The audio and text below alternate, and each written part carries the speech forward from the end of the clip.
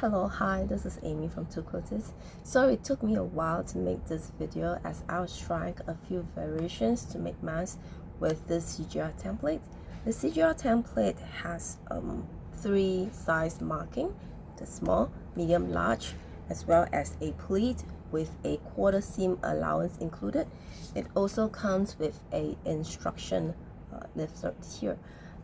Before I show you the different variations, let me show you how I use this marking on a ruler to make the mask.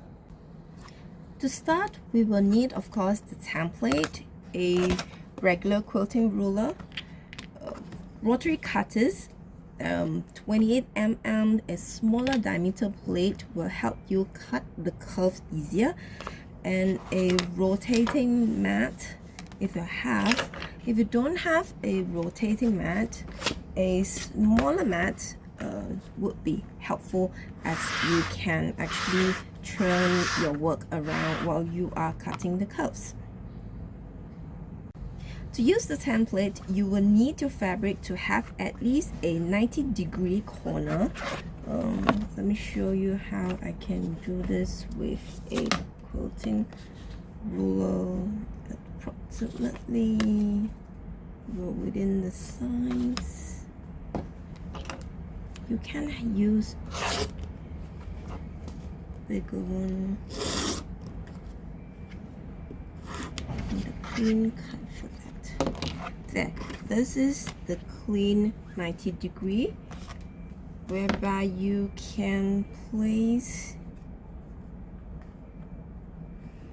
your template against it like that. I'm going to show you how I will cut a S size, which is this lining, which is this marking. I'm not sure if you can see it. This is S, and the small size is here. So I'm just going to place S here and here. 28mm. You can actually cut up to 8 layers. Of course, that will be so helpful if you are doing mass producing. I'm using only 4 layers here, which should be able to take care of my outer and my inner lining. Remember to have them placing at the opposite sides when you are making a mask. There, I can actually cut 4 at one time. After you have cut them, you can place them right sides together this way, and then go to the machine, sew a 1/4 inch round the curve, which is, this is what you're gonna get, like that. Once you have sew this, you can clip the curves, or what I like to do is that I like to use a pinking blade just to go through. Be careful not to cut your sewing line, and then you will have this and this like that. After you have cut them, you have your outer and your lining. What you need to do is to put them right side together, put in the elastic at the side as according to the instruction, and then you sew around, leaving an opening, and turn it over. It will look like this. There is also a suggested elastic size on the template here. However, I actually follow the length on it. I find it too big. Like, this is a L size that I make for my husband. I actually have to knot it to shorten it because it's really too long. What I don't like it is that the elastic cannot be adjusted after it's been sewn in, other than just tying a knot, and elastic does wear off after a while, so you do need to replace them, which is not easy if it's sewn in and you don't have an alternative to remove it. If you like ties just like me, you can do the same by just replacing it with a fabric tie this way. I cut a 1 3/8 strip, double fold them this way, fold in, and then I sew. So I create this fabric tie. I got this cord stopper from Daiso, which is pretty helpful. It helps to just tighten, and I can go and pull up to loosen it. Good for kids as well. This one, it's attached to it permanently. The same method as what you would do, you know, instead of putting the elastic, you put in your fabric tie at the corner before sewing all around. So it is straightforward to replace the elastic with a tie. However, if you do like a tie casing like that, you want to add in so that you can change your tie, you can change your elastic. What you can do is that when you are cutting up your fabric,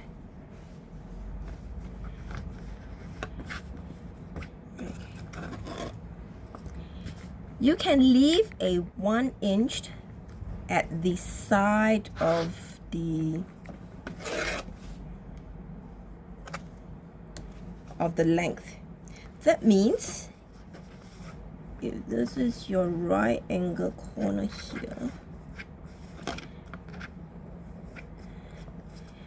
the length, the marking here remains the same, but the marking here, you should leave a 1 inch gap here, which is approximately this length.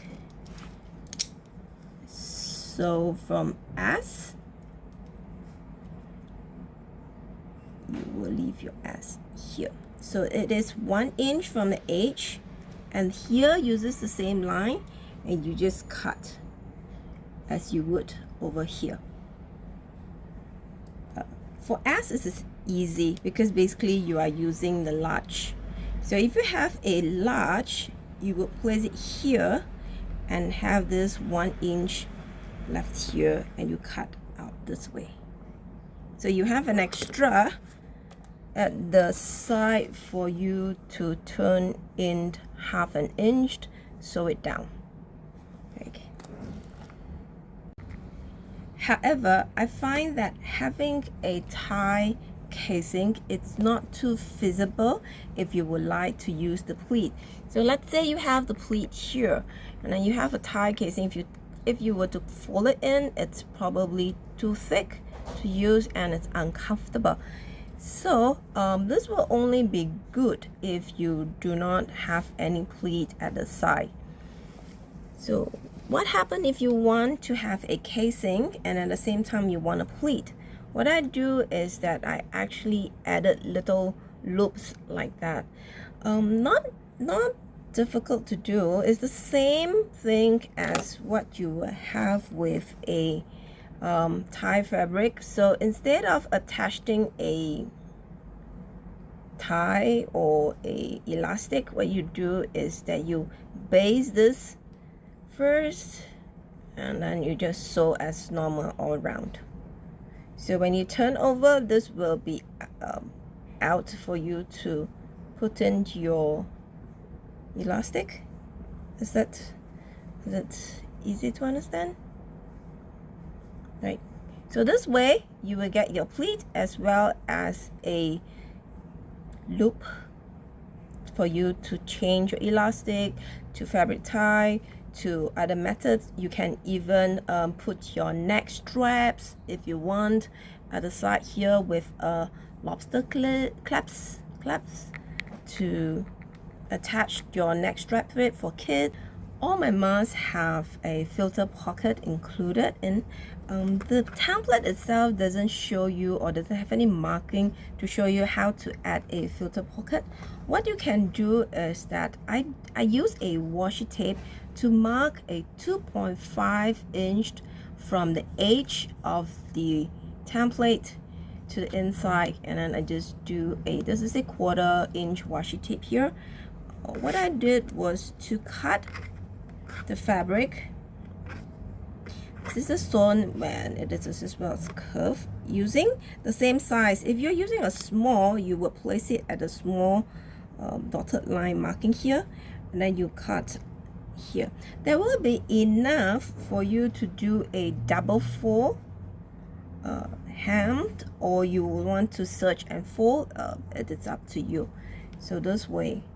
So to put a filter pocket is the same way as how you would do with the lining. This way you put them with the wrong side to the right side, means both right side is facing you. Nest the seam, baste it before you do your right side to go all around. That's so simple. And then this is the same thing. You can put multiple layer. You just have to cut them according to the size, and then that you have your filter pocket inside. And it's not that difficult. I do use the same size filter for my large mask, my small, my medium, with or without tie casing, with or without pleats or loops, or different type of variations. Generally, I think the mask filter that we buy outside will be the same size.